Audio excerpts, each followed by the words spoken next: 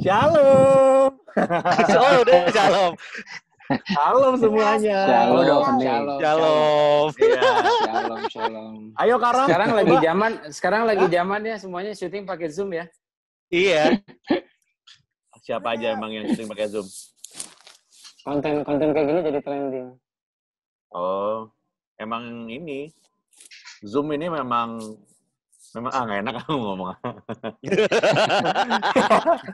Nah, kita mau bahas soal ini gue ada beberapa pilihan sebenarnya untuk dibahas di zaman-zaman ini nih, kayak zaman-zaman ya kan di zaman akhir ini. Gue mau bahas beberapa ya gak? Yang jelas masih seputar kalangan kita, kalangan sendiri. Oke. Satu, ibadah di rumah. Mau lihat WC gua nggak? Nggak, Ngapain? amat. Nggak ada. Ngapain? Seakan-akan semua orang nggak punya WC loh. Iya. Kalau WC misalnya kalian mau numpang pipis, boleh guys.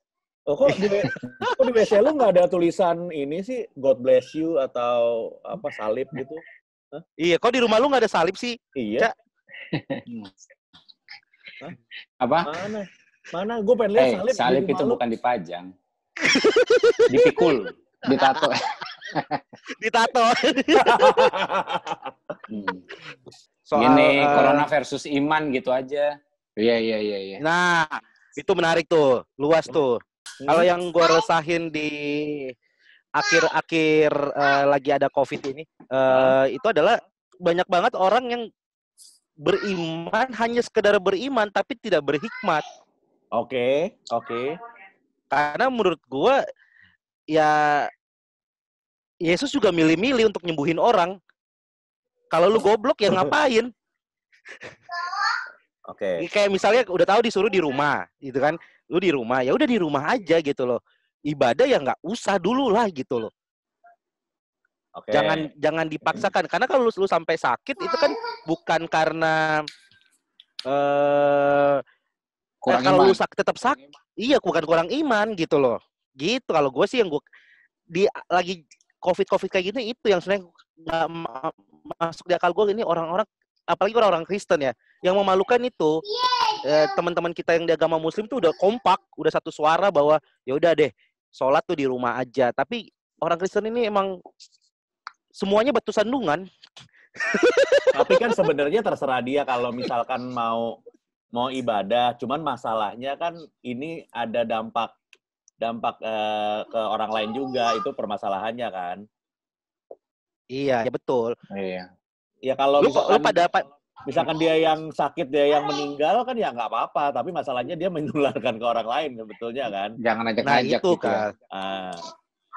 Jadi sebetulnya yang diperlukan tuh bukan cuma masalah imannya, tapi melihat kepentingan orang lain sebenarnya. Jadi kalau kita cuma mikirin, oh nggak apa-apa kok, gue nggak akan sakit. Iya sih, Anda mungkin tidak akan sakit dan tidak akan mati, tapi karena Anda tidak berhikmat, jadi orang lain yang kena gitu loh. Iya, betul. Nah, itu kalau melihat dari situ kan. Kalau menurut lu gimana? Iya, itu kan kalau menurut gue ini shock terapi sih. Shock terapi, jadi ini belum pernah dialami orang Kristen di seluruh dunia dari zaman kapanpun. Jadi semua peralatan seminar-seminar KKR bagaimana menanggapi ini luntur. Tapi kan sempat dicoba. Ya, beberapa hamba Tuhan besar mencoba. Bisa lah, gue coba nih peluk nih jemaat nih, nggak kena. Tapi berikutnya ngasih tanggapan tutup. Tapi makanya ini apa sih? Ya kayak sesuatu yang memaksa kita untuk rendah hati, terus taruh semua peluru. Kita belum pernah ada yang pernah lewatin fase ini. Jadi nggak ada yang berhak ngomong yang bisa mewakili, kecuali kita rendah hati, itu sih. Nah, semua kan coba awal-awalnya. Gimana ngakalin tetap ibadah di gereja. Tapi pada akhirnya semua akan nyerah juga, karena memang belum pernah dihadapi sama-sama gitu. Tapi kan dulu kan ada yang lebih parah sebenarnya nih ya, kalau ngomongin sakit penyakit, lepra. Zaman dulu kan belum ada ininya, tapi bisa disembuhin tuh. Kalau tapi lepra kan bukan pandemi. Iya, tapi kan dari sisi penyakitnya, tingkat keparahannya kan zaman dulu itu kan lu lebih bisa mati juga gitu loh. Iya. Jadi kalau dibilang tingkat keparahan mah demam berdarah atau TBC juga lebih parah daripada ini sebenarnya. Ya, betul. Iya. Betul. Secara eksklusif kita punya iman sih nggak ada masalah. Kayak gue yakin gue bisa sembuh oleh Yesus. Tapi di sebelah gue belum tentu. Jadi gue nggak bisa general itu ke kanan kiri. Ya. Lucu banget. Orang general. Betul. Belum tentu semua. Kalaupun ada yang. Jadi gini, bukan berarti kita Kristen lalu kita punya iman 100% untuk nolak virus ini. Iya. Karena Iya, benar. Iya. Kalau gimana, Cak? Kalau gua ya mungkin pada dasarnya gini kali. Kalau misalnya ngomongin iman itu tanpa perbuatan kan sia-sia. Nah, Gua rasa itu juga yang mendasari. Gua rasa itu juga yang mendasari apa yang mereka lakukan. Ya nggak? Maksudnya gini. Banyak orang yang berpikir bahwa oke, gue nggak takut sama corona ya karena gue punya Tuhan Yesus. Nggak salah, pemikirannya nggak salah. Betul. Gue tahu gue nggak akan kena corona karena gue punya Tuhan Yesus. Itu nggak apa-apa. Setuju. Tapi istilahnya gini, yang membuat dia akhirnya berani melakukan istilahnya gue mau tetap ibadah, kayak gue mau tetap kemana apa segala macam, itu adalah bentuk dari iman tanpa perbuatan menurut gue ya. Jadi kan gue punya iman kalau kaget. Tapi sebagai bentuk perbuatan gue adalah ya gue juga nggak takut dong kemana-mana. Apalagi ibadah, ya kan? Nah, cuman masalahnya di sini adalah iman lo mengganggu kesehatan dan bahkan nyawa gue. Oke. Iya dong. Iya, betul. Iman, lo bisa jadi carrier dan tiba-tiba gue pulang bawa itu. Bahkan keluarga gue, bukan cuma gue doang. Nah, yang menjadi masalah di situ. Awal-awal mungkin ya, kalau gue sih ngelihatnya karena ya ini mungkin ada andil pemerintah juga. Dalam arti gini, awal-awal tuh kita nggak mendapatkan informasi itu secara terang benderang gitu. Iya, benar. Jadi dari corona ini seperti apa, bentuknya bagaimana, penyebaran sedarurat apa, itu tuh kita di awal-awal. Jadi banyak yang berpikir bahwa ini pasti penyakit-penyakit yang masuk angin banyak lah ya. yang karena ketidaktahuan jadi banyak lah gitu. Mungkin kan awalnya gitu banyak karena ketidaktahuan jadinya banyak yang berpikir bahwa nggak apa-apa, gue tetap keluar rumah karena gue percaya Tuhan pasti melindungi gue. Iya, itunya sih gue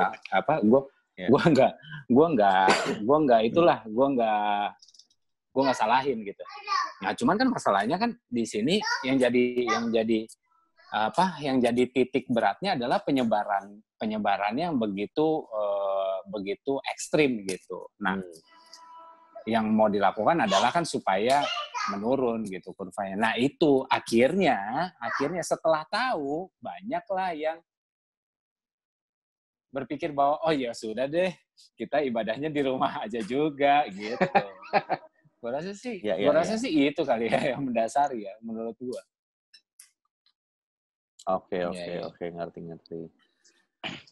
Ya kalau ngomong itu semua udah dijawab ya kalau soal bermain, karena gini, yang kita bahas itu kan sebenarnya antara iman kita sendiri sama yang tadi bagaimana istilahnya menggunakan iman kita dan jadikan perbuatan juga dalam sosial bermasyarakat gitu kan. Nah, cuman memang kalau gue berarti kalau yang semuanya tuh udah dijawab tadi. Kalau gue lebih akan menyoroti kepada iman pribadi sih. Maksudnya gini, banyak orang kan takut dan akhirnya mungkin nggak semua orang, tapi ada yang kayak mempertanyakan, wah kalau gitu iman gue kepada Kristen ini gimana ya? Kayaknya kalah nih sama penyakit ini gitu. Karena kan banyak tuh yang sekarang di mana nih ke ibadah-ibadah KKR kesembuhan? kok nggak ada yang pada nongol sih? Kan ada pertanyaan kayak gitu.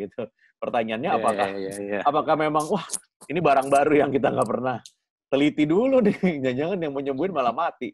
Nah, itu maksud gue kalau gue sih melihatnya gini, terlalu sempit kalau kita melihat iman kita cuman seputar pandemi ini aja gitu loh.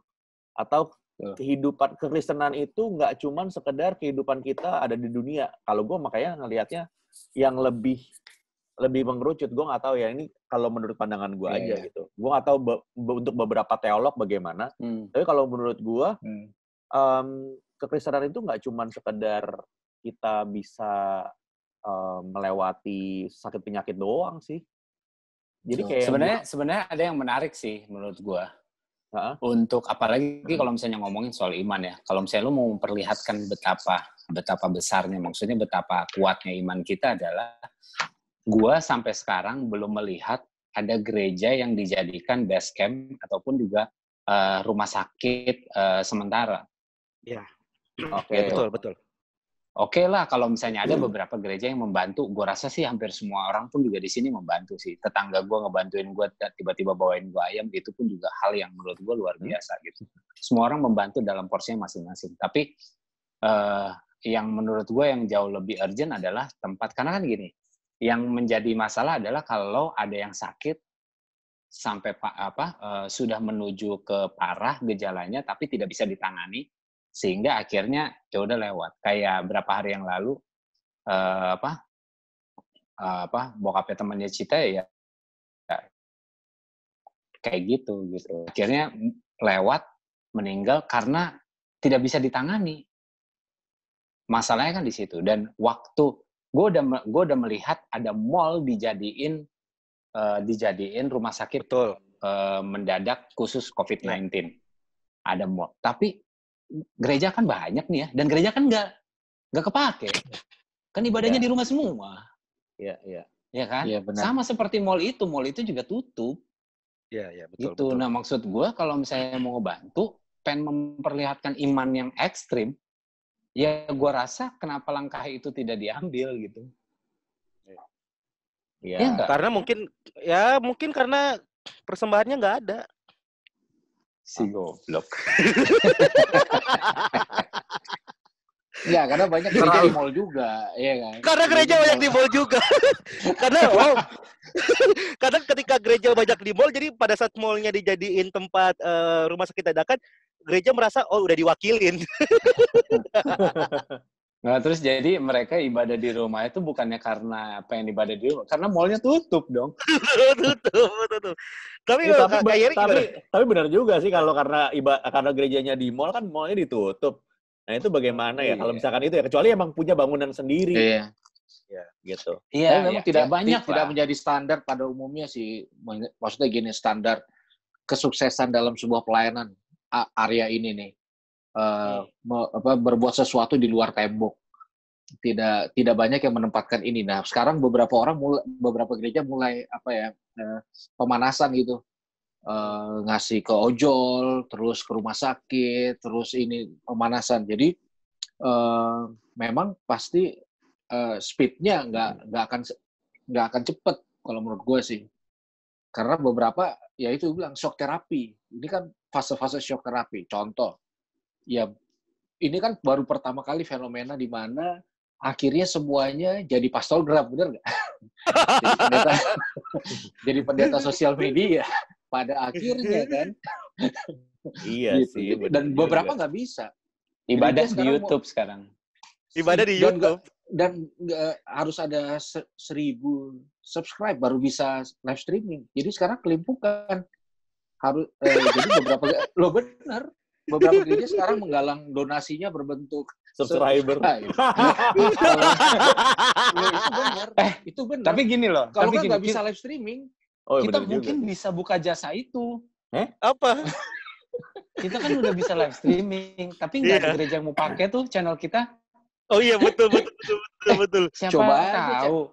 Siapa tahu setelah ini tayang, kalau misalnya kalian mau live streaming, ada gereja yang mau live streaming, silakan pakai channel kita. Serius. Oh iya, Reza Nangin udah berapa? Iya, betul. Reza Nangin kita lihat tuh. Reza Nangin nih ya. Lumayan loh Reza Nangin tuh. Anggap aja ini rumah sakit yang untuk dipakai. untuk kalangan sendiri juga bisa kan? Untuk kalangan sendiri aja. Bisa. Iya. Kenapa? Gue juga bisa kalau misalnya lo pakai live streaming silakan, boleh. Ini untuk kalangan Martin sendiri. Anugrah bisa, semuanya udah bisa. Iya, betul. Oh iya loh, kita udah 24.000 ya? Lumayan. Iya. Iya, benar. Iya benar, banyak banget yang nggak bisa loh.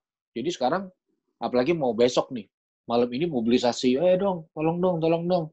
Subscribe karena dong. nggak bisa live streaming. Kan ini kan fenomena baru. Betul. Mungkin gereja-gereja bisa bikin konten ngeprank dulu kali ya, biar subscribernya tinggi. Nah gitu. Konten apa? Ngeprank. Aduh. Gue sempat berpikir loh bahwa ini prank. Gue nunggu loh. Tanggal 1 kemarin tuh, ini siapa nih yang bilang nih April mau nggak ada. Nih COVID-19, siapa tahu tiba-tiba WHO bilang oke, kita tanggal 1 April kemarin. Jadi sebenarnya ini cuma flu biasa. Nggak bisa. Ngesel. Itu sih nggak lucu banget pranknya kalau kayak gitu, sumpah. Itu nggak lucu banget.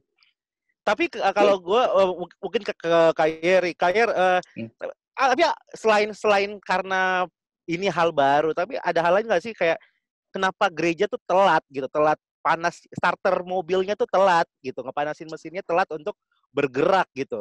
Ya mungkin pemikiran awalnya bisa disembuhin dengan doa kali atau gimana? Iya kan, beberapa kan memang punya kesembuhan sebagai istilahnya ujung tombak ministry lah gitu. Tapi kan makanya begitu fenomena baru ini itu kayak tidak berfungsi. Bukan berarti keseluruhan yang belakang tuh nggak berfungsi, kayak sesuatu yang baru gitu yang dipersiapkan selama ini kan kayak nggak kepake. Nah, akhirnya kan semua dituju. Misalnya contoh di Matius 7 kan dibilang gini, orang yang mendengar dan melakukan firman, orang bijaksana mendirikan bangunan di atas batu karang yang teguh, badai datang, banjir datang, dia tetap kuat. Nah sekarang badainya udah datang, banjirnya udah datang. Jadi sampai sekarang ini Tuhan masih berbicara lewat situasi. Sebenarnya itu. Nah, untuk menunjukkan. Berarti gini, ironisnya adalah waktu banjir datang, badai datang, gue nggak tahu ya, koreksi gue kalau gue salah. Bisa dibilang nggak kalau gereja ternyata tidak mempersiapkan kapal Nabi Nuhnya? Terlalu. Jadi kan, oke, gimana? Jadi kayak gini. Akhirnya ini menunjukkan kita ini peduli apa enggak, kita ini sebenarnya murni apa enggak, punya motivasi apa enggak. Sekarang pun sulit, misalnya contoh ya, berbagi, semua mulai berbagi, tapi berbagi tanpa dokumentasi pun sulit. Contohnya, ya kan? Itu kan sulit. Harusnya ranah kita kan gampang, mengutamakan bukan hal itu, tapi itu sulit. Jadi ini terus membombardir hal-hal yang harus dibenahi secara personal, keluarga, gereja, gitu. Jadi ini nggak ada. Jadi fenomena ini memunculkan ketidakberdayaan di semua pihak, termasuk gereja-gereja, termasuk gereja-gereja yang mengklaim strong gitu.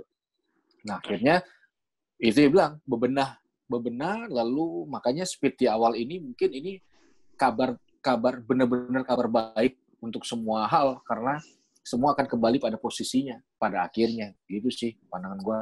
Ya, maksudnya tolak ukurnya itu apa kalau misalkan kita membebankan segala sesuatunya kepada gereja gitu loh. Maksudnya gereja terlambat, gereja tidak mampu, gereja tidak mempersiapkan. Kalau gue nggak ngelihat kesananya karena gue nggak mau taruh beban itu di gereja. Gitu loh. Kan semua itu tergantung dari kita juga gitu. Kalau menurut gue pribadi, semua udah ada kok. Gereja itu sebagai fasilitator, semua udah ada di Alkitab. Kita tinggal baca. Tergantung bagaimana firman itu merema di kita juga. Dan tergantung dari hubungan kita sama Tuhan. Kayak sekarang kayak gue gini. Ini terlepas dari interaksi gue sama orang lain, apakah gue bisa menularkan ke orang lain atau segala macam, gue tidak memandang corona ini seperkasa itu, sefatal itu. Karena hidup gue, keimanan karena lo masih muda. Bukan itu. Untuk orang tua yang di atas 60 tahun nggak berpikir kayak gitu. Sekarang gini, kalau misalkan imun lo jauh lebih mumpuni untuk mengalahkan virus itu. Tapi kalau misalnya udah umur 80, apa takutnya umur 80 kena corona? Iya, mereka gagal di hari ke-7, hari ke-10, bro. Iya, tapi umur-umur segitu, bedanya mungkin beberapa bulan saja. Kena corona atau tidak kena corona, tetap menghadap. Waduh. Iya dong, sekarang gini, sebenarnya yang lebih takut kena corona dan meninggal itu yang lebih muda. Kenapa? Karena gue masih punya ini, gue masih panjang umur gue. Kalau menurut gue nih, tapi kan data nggak bicara gitu. Justru data maksudnya itu bicara bahwa yang kena corona memang yang gagal akhirnya sembuh. Kebanyakan kan orang-orang tua. Iya, dari perspektif keimanan gue atau keimanan Kristen, kena corona, akhirnya meninggal, artinya apa? Langsung ketemu Yesus, ketemu Tuhan. Gimana nggak seneng? Kalau menurut gue nih, take it to the extreme seperti itu. Bener nggak? Yeah, siapkan asuransi untuk keluarga yang ditinggalkan itu. Lagi ngiklan. Kalau misalkan kalau lu tanya Allianz ya Bapak ya? Allianz. Enggak. Maksud gue gini, kalau kita hilangkan rasa takutnya, kita lihat keberadaan kita, iman kita, artinya apa kalau kita sampai akhirnya meninggal? Ya ketemu. Ya. Beres. Itu ekstrimnya kan? Enggak, itu faktanya. Oke. Gimana Bapak Pendeta? Bener nggak? Loh iya dong, ketemu Yesus langsung. Adalah bagus kalau semua tuh mengarah ke pemahaman dan di situ. Makanya kan kalau sekarang ini kita nggak bisa hadapi dengan pemahaman yang cetek sebenarnya. Karena kalau pemahaman yang cetek akan menimbulkan lebih banyak khawatirnya dibanding iman percayanya. Mati tutup mata ketemu Yesus. Nah, makanya ini kan akhirnya menjadi satu fenomena. Itu yang gue bilang tadi di awal. Secara eksklusif, itu akan memacu kita untuk mencari sebuah standar yang sehat di dalam Tuhan. Nah, masalah interaksi sosialnya itu yang kadang-kadang jadi permasalahan secara inklusifnya. Nah, bagaimana sekarang orang mencoba ketika percaya seperti itu, sedikit memaksakan orang-orang sekelilingnya juga nge-push punya waktu yang sama sebagai satu-satunya solusi menyelesaikan masalah ini. Itu. Karena gini, gue ngeliat problem terbesarnya itu adalah 2. Dan ini bisa mungkin intensitasnya semakin tinggi. 1, kekhawatiran akan keadaan ini tuh nggak akan lebih baik gitu loh. Dan istilahnya keadaan ekonomi, semuanya gitu loh. Sama satu lagi kekhawatiran akan meninggal. Nah, maksud gue yang lebih serem lagi daripada virus itu sendiri adalah rasa takut ini gitu loh. Yang jelas kalau misalkan memang yang terbaik adalah kita tidak berinteraksi secara sosial kecuali terpaksa. Nah, itu yang memang sudah dilakukan. Tapi setelah itu dilakukan, ketakutan itu kan masih ada. Iya. Menurut gue itu akan jadi lebih besar lagi problemnya. Depresi. Menurut gue ya. Ya. Iya sih. Gue baru baca berita yang di Bali itu. Di Bali ada turis, akhirnya depresi jadi gila. Ada satu turis telanjang jalan di jalanan. Terus bentur-benturin kepala ke lantai. Sekarang udah stres karena nggak bisa pulang. Stres takut karena corona? Enggak, karena dia nggak bisa pulang ke negaranya. Banyak. Terus ada satu yang dia itu jadi nimpuk-nimpukin rumah warga gitu. Satu orang bule gitu. Wah, banyak deh, pokoknya banyak yang stres gitu loh. Karena negaranya lockdown. Karena lockdown, dia nggak bisa pulang, dan kan nggak semua bule itu tajir ya. Mungkin uangnya sudah habis gitu kan. Di Indonesia, ya betul. Iya kan, jadi akhirnya luntang-lantung gitu loh. Iya. Nah, Ya, kalau gue menyikapinya adalah kalau itu udah, kalau misalnya kita harus di rumah, ibadah di rumah, kita jangan bersosialisasi, itu sudah common sense kalau menurut gue. Itu udah yang memang harus gitu loh.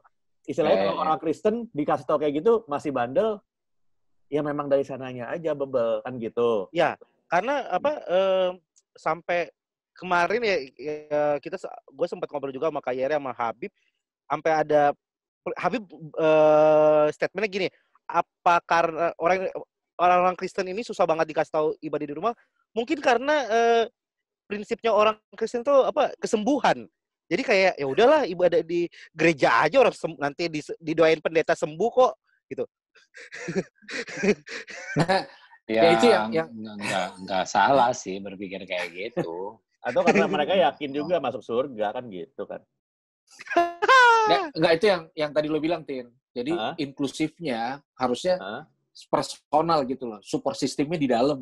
Yeah. Nah sekarang orang percaya itu mati ketemu Yesus, tapi dia percaya support sistemnya luar gitu loh. Jadi kayak misalnya kalau dia doa sendiri nggak bakal sembuh, tapi kalau dia doain sama si pendeta A pasti sembuh. Makanya, tapi nggak, itu pemikiran yang ada. Makanya orang tetap nekat karena dia berpikir ada kemungkinan justru bisa sembuh kalau bareng-bareng. Karena nggak sembuh. Iya. Inklusif, eksklusif. Nah itu yang selalu jadi yang harus dibenerin. Ranah ininya. Masalahnya tuh nanti dianya sembuh, pendetanya yang enggak. Loh itu terjadi kan? Ya itu dia. Gue nggak masalah. Gue nggak masalah dengan orang-orang yang berpikiran kayak Martin gitu. Maksudnya mati juga nggak apa-apa, juga masuk pasti ketemu sama Yesus. Ya udah, tapi lu di rumah aja sendirian. Lu nggak perlu keluar. Tos-tosin orang-orang, terus habis itu ngajakin ketemuan, meeting, ngopi, terus habis itu ludah-ludahin orang. Maksudnya gak usah ngajak-ngajak gitu. Betul. Gak usah ngajak-ngajak. Intinya gitu. Ya lu kalau misalnya mau... Kalau misalnya mau mati, ya mati aja, nggak apa-apa. Lu mau ketemu duluan, nggak masalah. Tidak pusing. Mungkin orang-orang malas gereja ibadah di rumah ya karena nggak bisa ngucapin shalom ke 5 orang di sebelahnya gitu. Enggak bro, nggak bisa tumpang tangan. Coba. Sekarang orang nggak boleh tumpang tangan. Jadi orang harus percaya. Maksudnya gini, kalau dalam fenomena sekarang mana boleh? Kenapa? Tidak diizinkan karena misal itu kan berpotensi menularkan virus. Sekarang kita duduk aja dibatasin. Itu loh. Jadi yang di klaster Lembang itu penyebaran coronanya itu karena tumpang tangan, altar call. Menurut iman kalian masing-masing, kira-kira pandemi ini akan berakhir kapan?